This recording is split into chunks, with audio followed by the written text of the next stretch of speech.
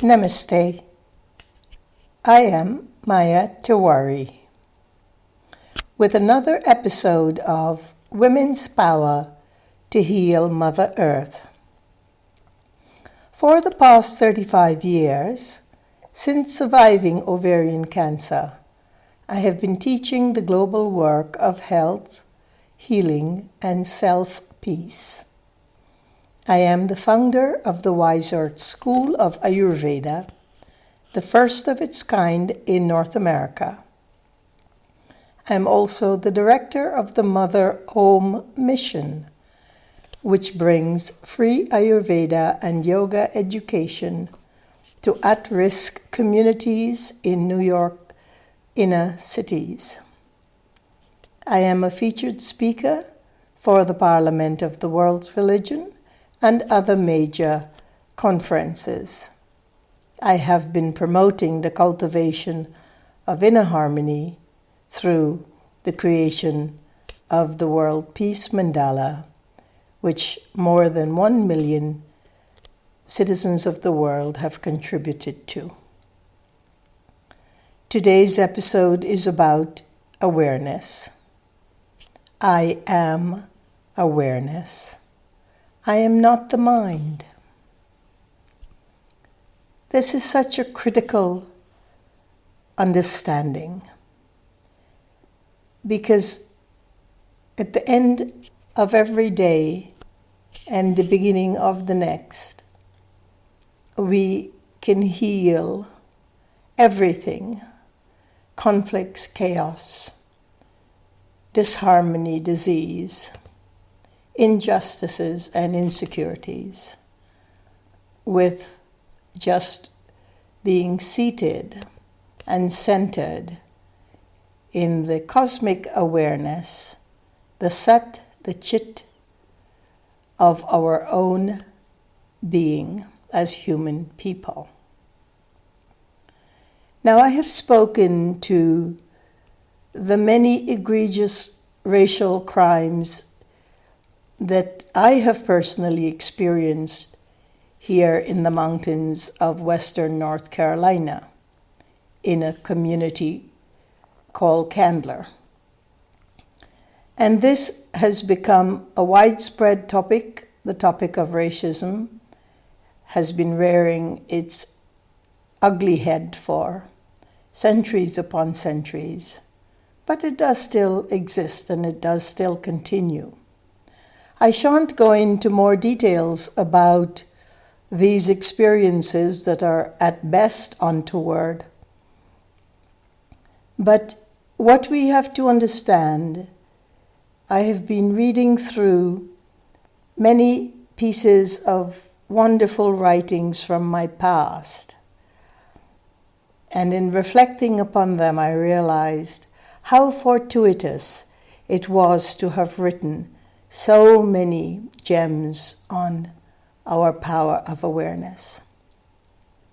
Now that I have been ensconced in the past decade and a little bit more with the savagery of being a target for racism and other prejudices from the community of people who are also human beings, it makes a deeper imprint and has flowered into a multi-petaled lotus for me, because what I knew and understood has now become a full-fledged reality in my own life.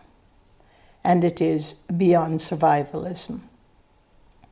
When we are having to cope with unsalubrious, unwholesome, inhumane, and unjust activities put forth by others for their own reasons, whatever they may be, we find that it is the time when the mind becomes more active and thoughts flood our inner space. But this is exactly the time and junctures when we are facing diseases, despair, animosities, hatred, bitterness, violence, physical, emotional, spiritual violence. This is the period of time when we need that space to be wide open and relaxed and not taught and tethered to a million thoughts. The least amount of space that we have within our area of awareness, and look at awareness as the big, vast, wide open atmosphere, the sky, the clouds, just shifting without boundaries. That is also what is within us. But when it is tethered to the murky thoughts, to an overactive mind, because we naturally would go into that space of being flooded and tethered when we are concerned about activities that may be happening around us or within us, as in the case of a disease. Then we need to bring conscious awareness. Now, this is always the gift that we have been given to use in exactly these times. But of course, it is functioning at all times. It is ever generating. It is eternal. It is within us.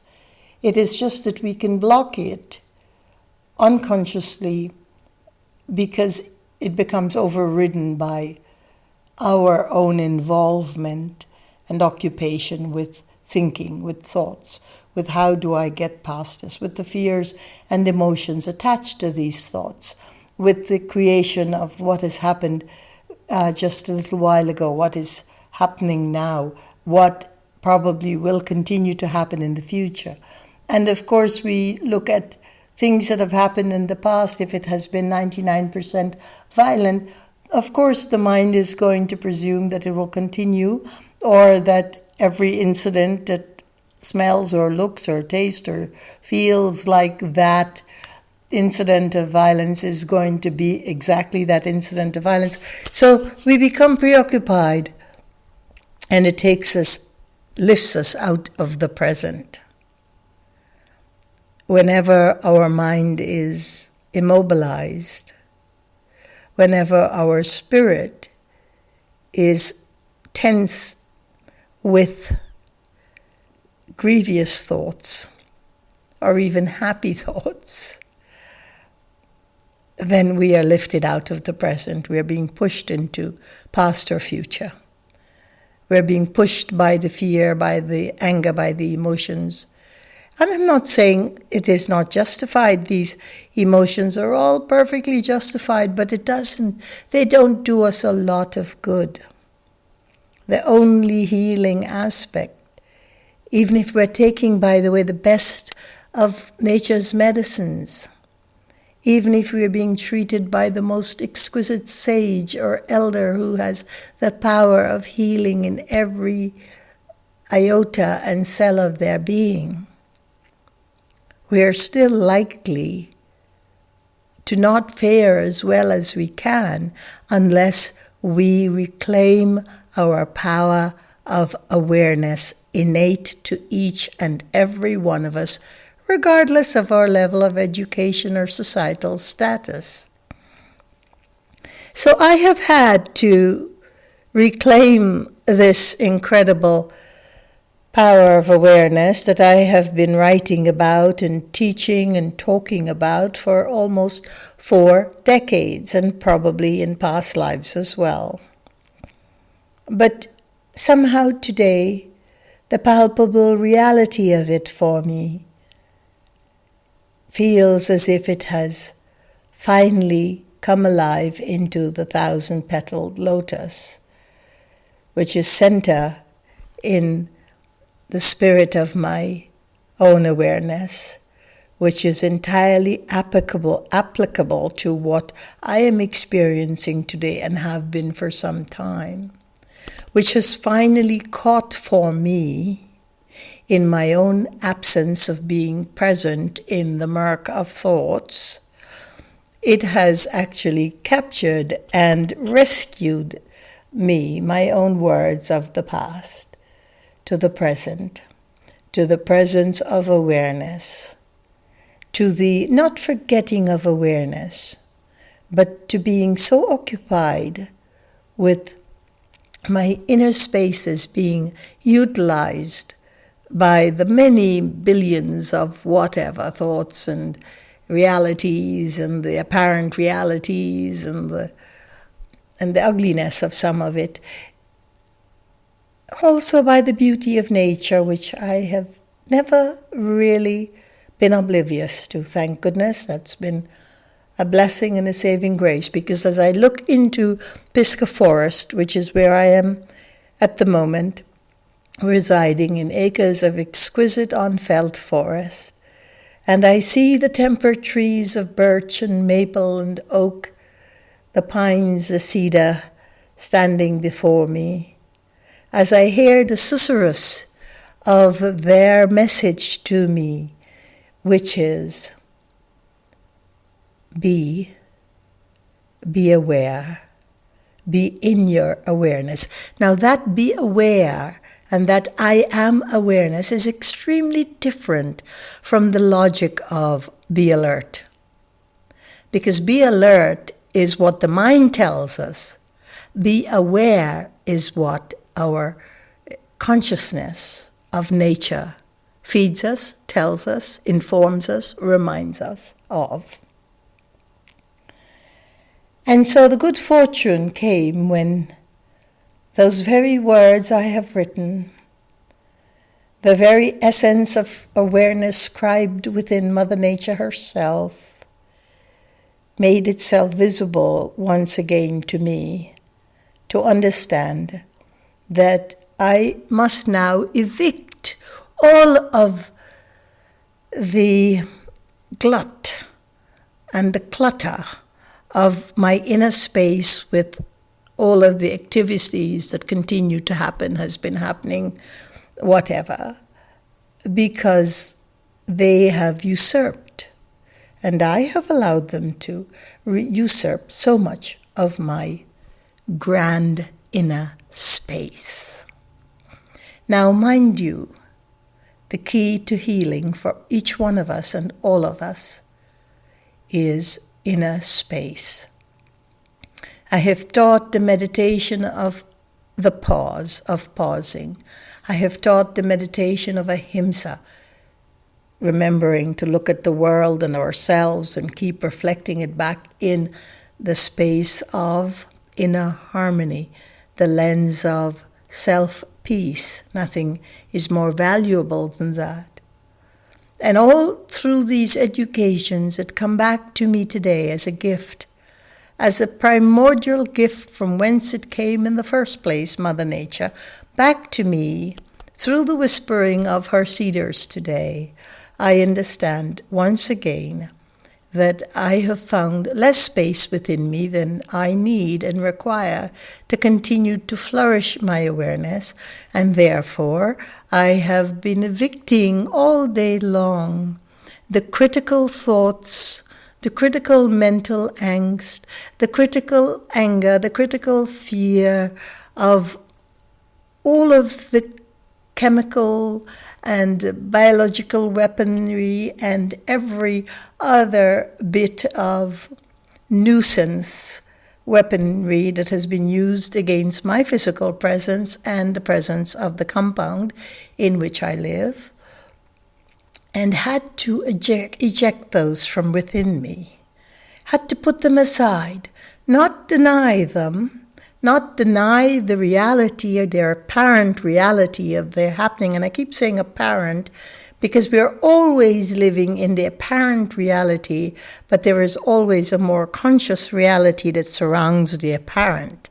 And so what I'm saying is evict the apparent realities, whatever they may be, however arduous, however tethered we are to them, however difficult they are, and even the realities that are so happy and joyous. We're not going to evict joy and happiness, but realities that crowd our inner space need to be, at the end of every day, ejected, Start afresh the next day, because that is where awareness needs space. Awareness has space, but we need the space within us so that we can access our own awareness. It is not a gift that has to be acquired. It is not a treasure that we deserve or not deserve. It is our innate, our intrinsic, our immutable nature. All we have to do is clear enough space from inside of us to recapture, to listen, to witness our awareness.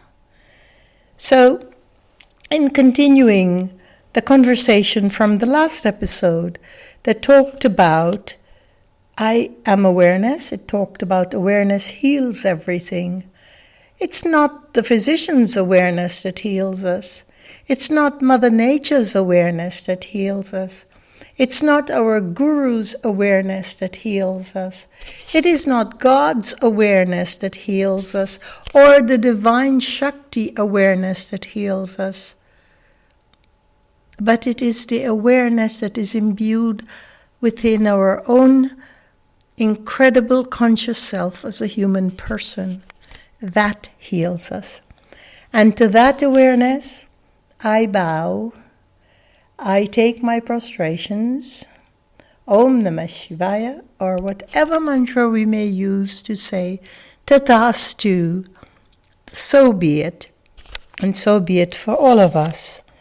So in this light, we're talking about awareness, but more than talking about it, we are in fact saying that we must not crowd that space with the ultimately every thought, ultimately every concern, ultimately every fear and anger and angst, ultimately every emotion of happiness or otherwise. Ultimately, all of it takes up space. It takes up essential celestial space from within us. And so therefore, at the end of every day, before the big, humongous circle of the sun's light slip into the darkness and show itself again as the luminous, gentle beams of the moonlight, before that happens, and before the big luminous sun comes up again in the morrow, let us evict. Let us make at least an intent to evict the thoughts that have been preoccupying our space, and trust, have the faith, have the incredible, impeccable power to remember that we are imbued with self-awareness, which in and of itself heals everything. Not by rote, not by our thinking, not by the thinking of our forebears, not by our genetic disposition, but by the fact that awareness is light, and light heals. Light eradicates the darkness of our experiences. Light illumines the mind. But the mind is a runaway chariot. It is a chariot that is faster than the speed of light, we are told in the Vedas. The thoughts are so fast that you could never catch them. So trying to catch thoughts as a process of meditation is a useless function. Meditation is being present and accepting that we are awareness. Tat Tvamasi, I am that awareness. I am Chit, I am Sat, I am the truth of this universe. I am Chit, which is the awareness of this universe. And altogether, it becomes Anandam, the full consciousness that all of us share, that each of us have in totality. And yet we share. There's not a part of awareness in me and another part in you and another part in someone else. And no. And altogether we make a whole. No, it is not like that. Each one of us is completely whole. Aham Brahmasmi, I am that Brahman that is the totality, not just of my mere experiences, but the totality of awareness, which in its primordial form equals consciousness. So tomorrow we will continue with this unfolding of our nature of awareness. In the tradition in which I was born, the Vedic tradition, the Hindu and Brahmanical tradition,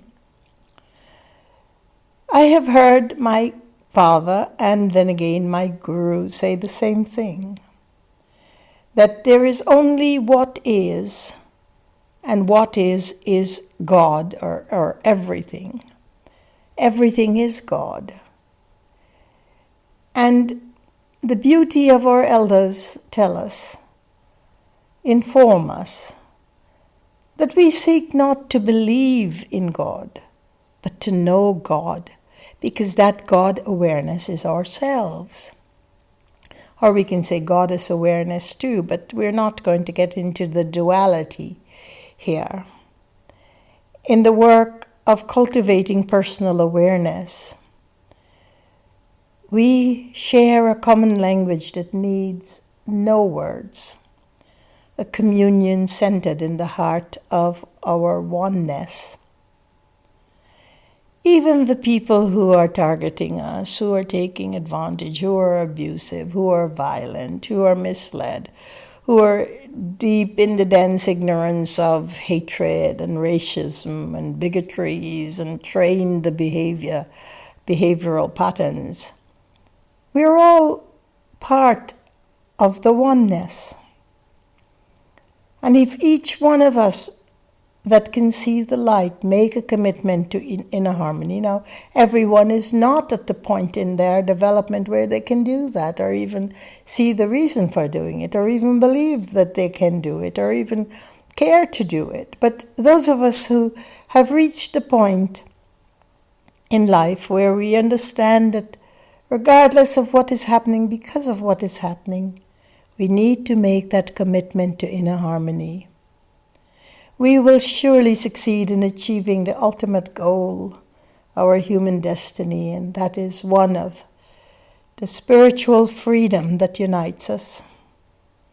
It is only the work of awareness within each one of us that will change the world for the better, more importantly, that will transform hurt and anger and angst and disappointments, disillusionments, disease and despair into the golden awareness where harmony resides.